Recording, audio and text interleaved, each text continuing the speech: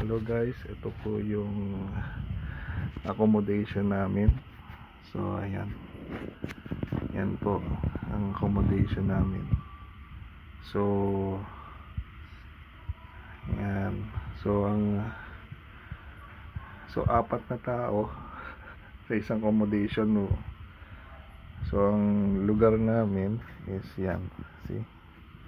Almost isang ano lang. Mostly yung ibang room is medyo malaki, pero tingnan naman nyo wala kaming pwedeng gamitan ng cabinet. May cabinet, ayan, may cabinet, pero napakasiksik na. So ayan.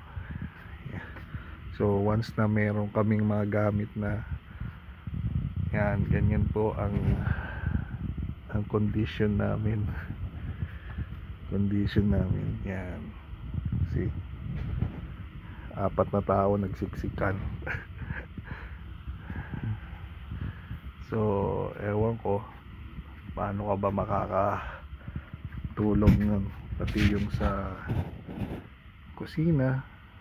Siyempre kusina, dumadami yung mga ano namin. Siyempre yung mga pagkain namin na ilalagay na rin namin dito. See? So I hope na ewan ko paano bang condition namin. So thank you.